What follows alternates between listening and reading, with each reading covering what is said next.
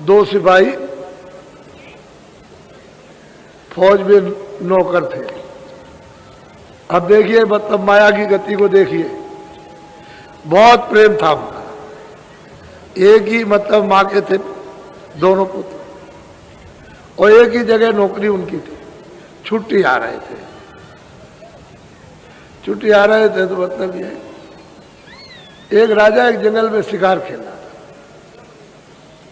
ये उधर से चले आ रहे थे और राजा वो शिकार खेल रहा था।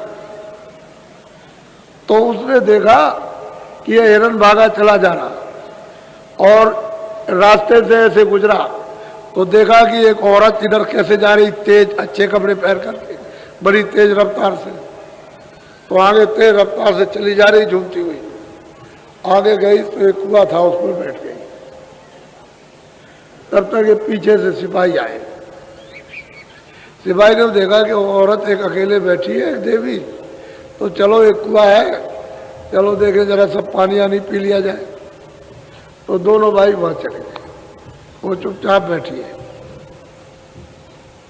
तो बड़े भाई ने कुछ बातचीत की, उससे कुछ बातचीत करती रही। तब तक बड़ा भाई बोला कि देखो मैं गांव में जा रहा हूं, कुछ मिठाई ले आऊं, तो हम लोग भी खाएंगे, ये भी खा लेंगे। सही बात यह थी कि उसकी नीयत खराब हो गई और बहुत सुंदर थी। तो चला गया मिठाई लेने, तब तक उससे बोली कि देखो तुम मुझसे बात करो। कह लगे नहीं, हमारे बड़े भाई से आपने बात कर ली है, अब मैं आपसे कुछ बात। कह लगे क्या कहा, क्या बात कर ली, हमसे बात करो। भाई एकदम से बिगड़ करके उसने फाड़ दी, ये कपड़े फाड़ दिए और ऐसे बैठ गए। तब तक वो बड़ा भाई उधर से आया, देखा कि सब कपड़े फटे हुए। तो किसने फाड़ दिए, किसने फाड़ दिए?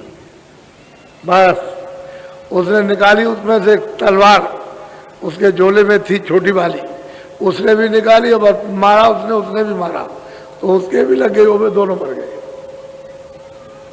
दोनों मर गए। देखिए माया करूं। और वो तो ये सब खत्म हो गया मामला। वो राजा देख रहा था, वो सब इसकी करतूत को देख रहा था और बड़ी तेजी के साथ चल दी। तो नदी का किनारा आया, वहां नाव लगी थी, मल्ला आवाज दे रहा था कि बाहर जाने वाली कोई हो तो आ जाओ। उस पर लोग बैठ गए। तब तक फौरन भेष बदला और सांपिर बन गई। अब नाव तो छोड़ दी, अब सांपिर बन गई तो कभी इधर कभी इधर, तो सब लोग कोई इधर कोई उधर, कोई इधर भगा कि सांप आ गया, सांप आ गया। तब तक एक तरफ हो गए सबके सब, और वो नाव डूब गई, डूब गए। ये सब राजा देखा। देखो फौरन मतलब ये कि भेष बदल लिया और नाव में चढ़ गई, और उसके बाद में वो मर गया। उसके बाद उस पार गई तो ब्राह्मण का भेद बना लिया, तिलक लगा लिया और बैठे हुए। तो राजा गए उस पर, कहा भाई मैंने तुम्हारा ये सब कुछ देखा कि तुमने ये किया, तुमने ये किया, तुमने ये किया। कह रहे भाई मैं कुछ नहीं करता हूँ, मुझे जो उसका हुक्म होता है वही करता हूँ, उसके हुक्म को बजाता रहता हूँ, मैं कुछ नहीं करता। कह लगे अब क्या करो, कह लगे ये नियम बताएंगे क्या करेंगे, लेकिन तुमने तो देखा कि वहां क्या किया, यहाँ क्या किया, फिर क्या करेंगे फिर ये।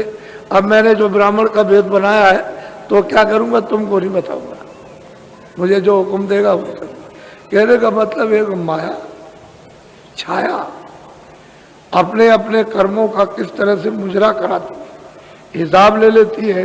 इसीलिए तो कर्म क्षेत्र मैदान है कि आप जो कर्म करोगे सब आपको भोगना, और बिना महापुरुषों के इन कर्मों को कोई नाश नहीं कर सकता।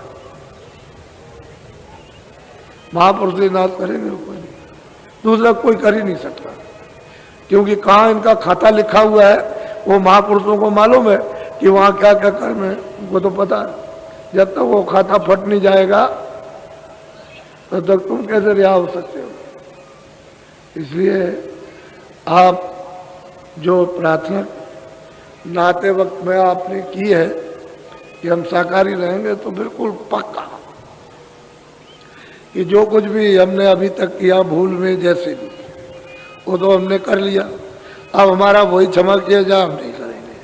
क्यों? आप क्यों करते हो? क्यों किसी को मारते हो? चाहे गाय हो, चाहे बकरी हो, चाहे पशु हो, चाहे पंछी हो, चाहे बच्चा हो, चाहे बच्ची हो, चाहे स्त्री हो, चाहे पुरुष हो, सबका बदला आपको देना पड़ेगा। कोई भी नहीं बच सकता। ये राजा लोग कत्ल कराते हैं और फौज लड़ जाती है और ये करा लेते हैं अपने स्वार्थ के लिए, तो क्या राजा को भोगना पड़ेगा? बचने वाला वो भी नहीं है। वो ये कहता हो कि नहीं हमने तो नहीं किया, वो तो लोगों ने किया, वो कुछ नहीं, वो तो भोगना सजा पे कोई बचेगा। इसलिए कहते हैं तब करो तो राज का प्रलोभन के अच्छा राज ले लो, तो राज ले लिया तो फिर आपने भोगे नरक को चले गए सीधे। इसमें गुंजाइश की बात नहीं। और तब करो त्याग करो। अगर वो कहे कि राज ले लो तो वो हमको राजनीति तब मालूम, तब उधर जाओगे। ये छोटी छोटी चीज हो, हॉर्न टूट पड़े, गिर गए अपने को, बस अपने को खो गए। अरे कुछ त्याग तो होना चाहिए, कुछ क्यों दूसरे की चीज लेते हो? आप अपनी मेहनत करो, उससे शरीर का जब प्रारब्ध आपकी बनी हुई है तो दूसरी चीज क्यों लेते?